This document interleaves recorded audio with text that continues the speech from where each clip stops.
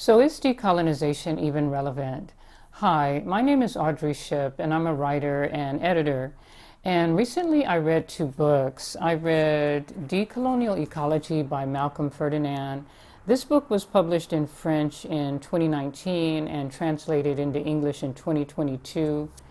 And I also read Discourse on Colonialism by Cesaire.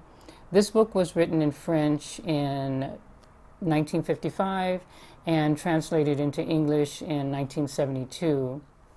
Some commonalities between these two books is that both authors are from the French Caribbean territory of Martinique. Both authors would agree that colonialism decivilizes the colonizer, and both authors would agree that fascism originates within colonialism itself, which is a view that's different from some leftist views that state that fascism originates during a downturn in capitalism. Both authors see Haiti as heroic and central to Black struggle. And both of these texts are literary. For example, in his introduction, Robin D.G. Kelley describes Cesaire's book as a historical prose poem. And Decolonial Ecology can be read as an extended metaphor on the slave ship. The author actually describes the modern world as a slave ship, and from the English tradition, he draws from many literary figures such as Shakespeare, Joseph Conrad, Equiano, Alice Walker, Derek Walcott, and many others. And from the French tradition, he draws from literary figures as well, including, of course, Aimé Césaire.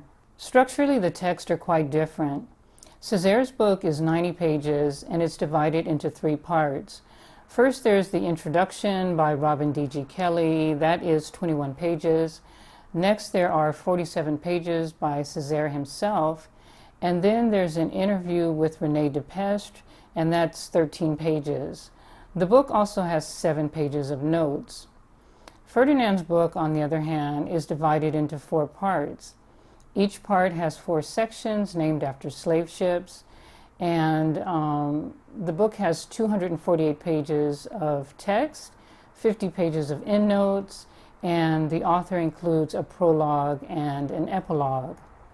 Now, looking at Césaire's book separately, fundamental to his thought is the argument that the West has not been able to solve the problems of the proletariat and colonialism. In other words, workers are still being exploited locally and globally at the same time that a select few millionaires and billionaires are accumulating vast amounts of wealth.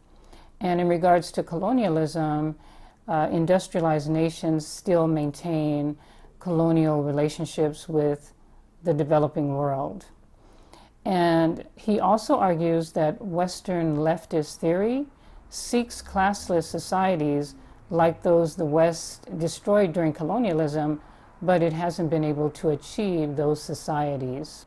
Ferdinand builds on the foundation of Césaire's thought and on that of many members of the Black radical tradition, such as Du Bois, Sankara, Malcolm X, Martin Luther King, Winter, C.L.R. James, and Fanon. He describes these writers as writers of Africana philosophy. He argues that we need to move away from the slave ship of global capitalism and build a world ship that will save us from ecological disaster. He criticizes how colonial history has been separated from environmental history, but he advocates for ecology over environmentalism because he says environmentalism doesn't focus on social justice. His ecology is one in which human beings have a cosmopolitical relationship with plants and animals. So what does colonial inhabitation look like? It's land grabbing and clearing, it's massacres of Amerindians, and it's violence against Amerindian women. It's private ownership of land and plantations, and its exploitation of servants by masters. Colonial inhabitation turns the world into a plantation and turns all marginalized people into Negroes, despite their race. Emancipation and abolition without ecology allows exploitive forces to continue with slave making.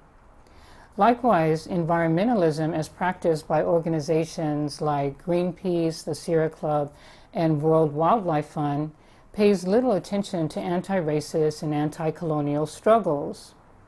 Ferdinand acknowledges the social and political thought of historical figures like Rousseau and Thoreau, but he says their thinking on nature is often separate from politics.